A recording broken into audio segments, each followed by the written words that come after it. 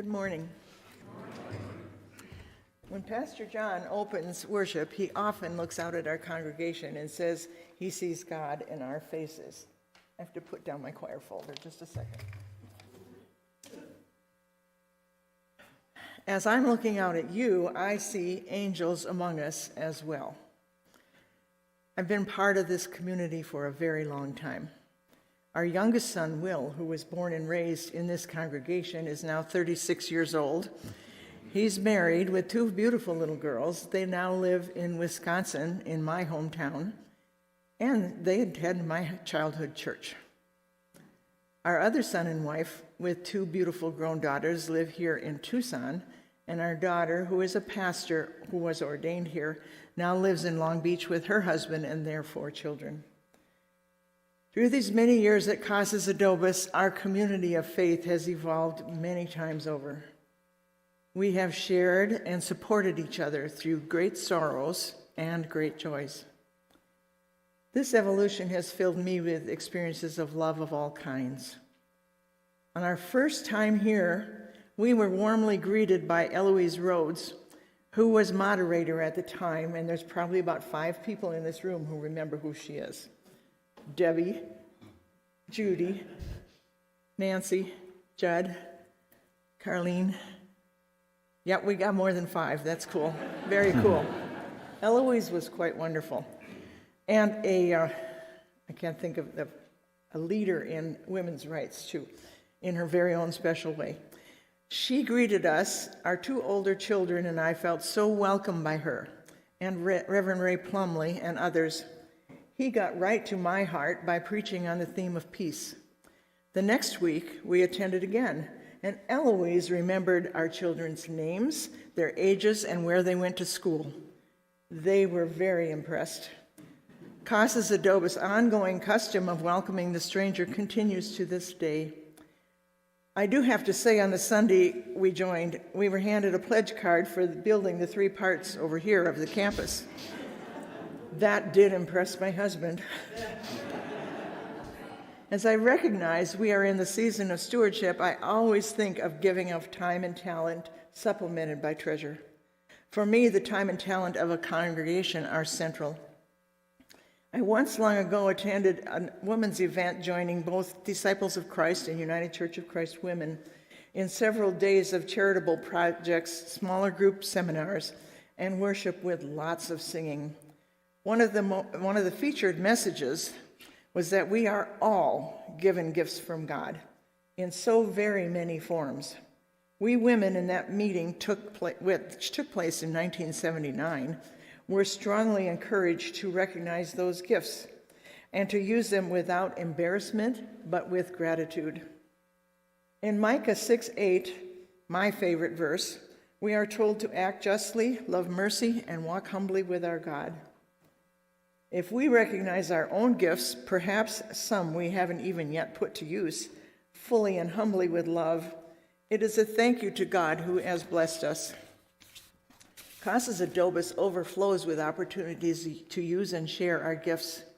Please take a look at the abundant list you will get with your pledge card for choices where you can contribute your time and talent. And if you aren't pledging, you can still get a copy of that list. I tend to be a hands-on Martha sort of person, so I would highlight a couple of activities where I participate. Our preparation of a meal once a month on Thursdays for homeless men at Primavera Men's Shelter is a significant way to help people in our community. We meet in the church kitchen to cook the meal, and then it is delivered and served down on 6th Avenue and I-10. I'm also part of our most wonderful Stitch Witch group. We meet almost all Thursdays from 9 until 2 to do our own fabric and fiber projects or use our abundant closet full of supplies to prepare creations for hospice, cancer patients, and others. By far, the most important part of our group is the bonding of caring and of listening to each other's stories. Everyone, male or female, is welcome, just letting you know. My spirit is fed by these groups and others, but the most meaningful for me is the choir. I know that many of us are very humble about singing gifts, But please know that being in the midst of faith-filled voices is a gift beyond measure to yourself. And choir rehearsal and presentation on Sunday is a spirit-filled time which resonates in our hearts all week long. There are so many other places to spend your time and talent here with us. I know I have not mentioned the majority of them. Feel inspired to seek out the places where you can use and share your gifts. Being here in this place with other people who accept you for who you are is the best gift of all. God speaks to and through us, all of us, over and over again. May you find people who resonate God's love with you and join in our many places to share. God bless you, all of you, in our joys and in our sorrows. Thank you, Chris.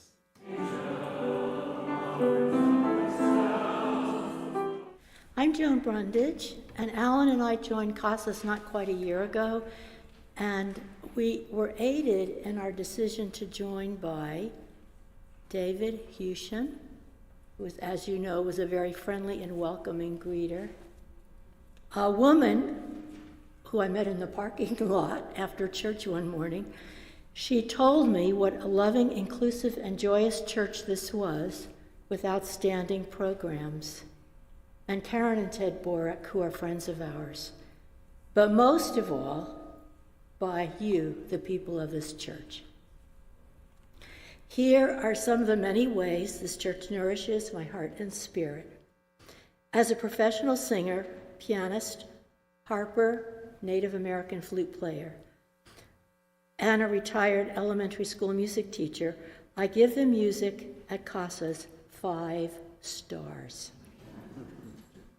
In choir, I love the music that Daryl, our conductor, picks for us. He is an excellent teacher and conductor and makes learning music easy and fun. You don't have to be a super singer to sing with choir. David is an awesome pianist, both as a soloist and an accompanist. So come sing with us if you want to. Church services always lift me up, the music, the inspiring sermons and liturgy, and thank you, Michael and John. This congregation, if you haven't already noticed, really sings out. You are beautiful. Sometimes I just stand there and listen to all of the beautiful voices. I'd love to hear everybody singing together. Taizé is a quiet meditative space where I can find peace and strength. This service is a spiritual necessity for me as we are all living in chaotic and scary times. Ponderings, led by Pastor John, is a lively online group from which I've learned a lot about topics relating to spirituality. It is always interesting. And I would not miss the 2 yearly retreats, the church and women's retreats, which are held in the beautiful desert of Picture Rocks. It's a great way to meet new people, share good food, pray, laugh, and grow. I always come home recharged both physically and spiritually. And I get to put in my 2 cents,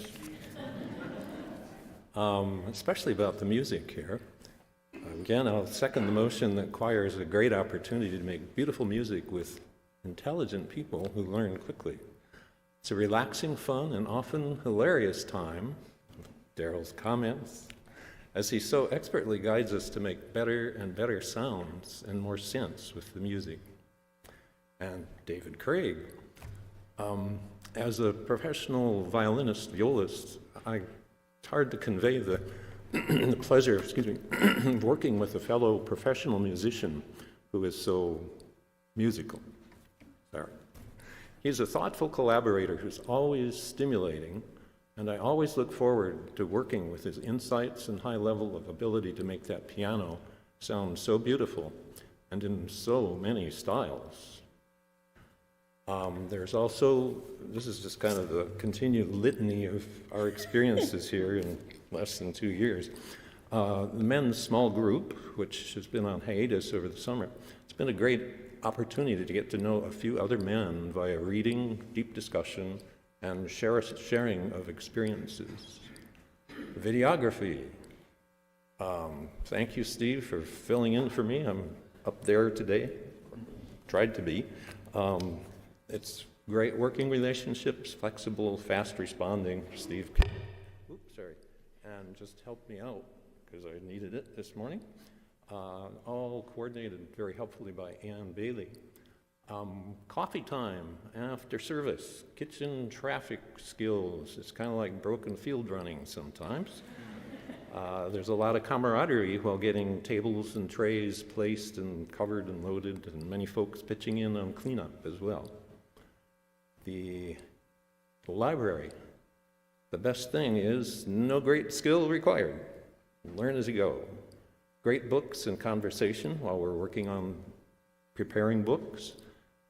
So many books I'd love to read, and so little time, and so well coordinated by Sid Teague.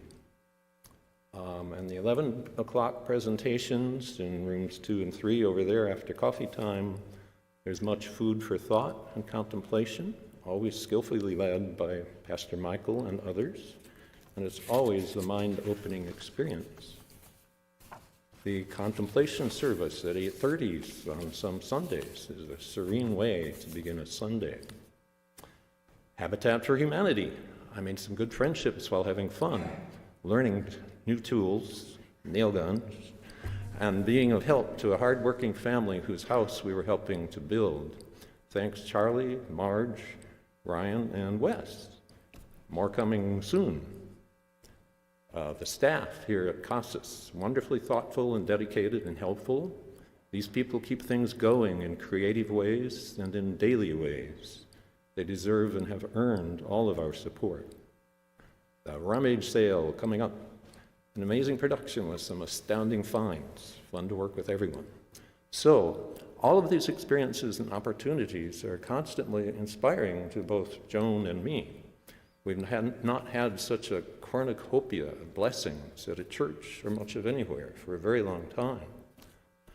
This is all too rare a collection of good people, office staff, and energy, such that we're motivated to maintain and grow all of this in as many ways as we possibly can, both by participation and also by financial support. So thank you very much.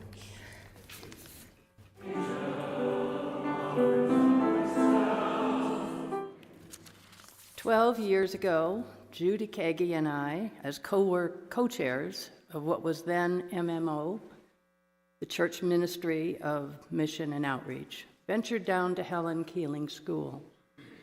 Keeling is a Title I school down in the valley. Many of the students are low income, 90% are minorities. The parents, caught up in their own struggles, can't jump in to help much at all. Our dream in MMO was to take on the school as a special mission project. We wanted to, 1, see if we could make a difference. 2, provide volunteers and programming for needs put forward by the school.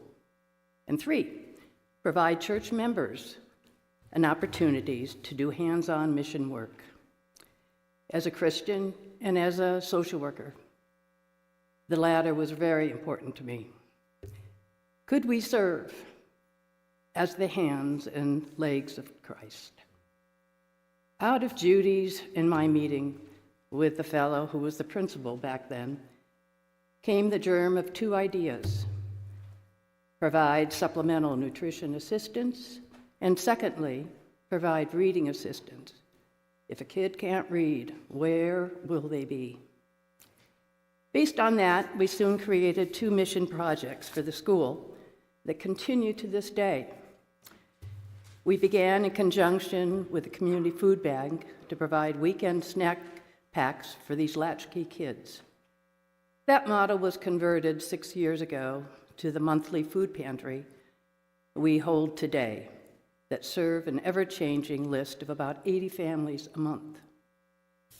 And we began a reading tutoring program, working closely with the amazing teacher administrator who's our school liaison.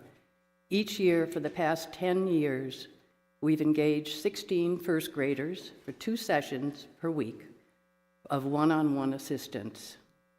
Thanks to the commitment of our volunteers, we've not missed 1 session in these 10 years, and that's amazing. Yes. Some of the kids are needy, some of them are cute as can be, some are challenging, but it doesn't matter. We quickly bond with them all. As Rita B., a super tutor, would say, the greatest experience is when your student has that aha moment and rating checks clicks in. It's amazing. Something larger also began to take shape. Seeing so many needs, we began expanding our church support for the school by providing assistance programs that have become highly valued and much appreciated. The school supply drive at the beginning of the school year, holiday toy drive in December, tax credit donations, the annual teacher appreciation lunch at the end of the school year is a favorite, various other contributions and volunteer activities we're called upon to do. The school has come to feel we have their back, and believe me, they are very appreciative. The fruits are immeasurable over the years in one way or another, sometimes in multiple ways. We've helped. It's too much to calculate that many, many hundreds of students, families, and teachers were helped, all due to all of you. You have been unwavering in your support for every need. You've been incredibly generous each and every drive that comes along. For that, all of us get to feel good for lending a helping hand. Anyone feeling the spirit to join in the hands-on ministry, now called MJAM, Ministry of Justice and Mission, we welcome you to join us. As for the many school volunteers, you got the idea a couple weeks ago when Pastor Michael prayed over us a few. Friends, what can I say? We feel we get much more out of this than we give. And yet, you have given so much of your time, your talents, and of your hearts. You are a blessing to the school and to these students. These past 10 years have turned into a big win for Keeling Elementary. And I dare say it's been just as big a win for our church. Thanks to all of you for making it happen. Thank you.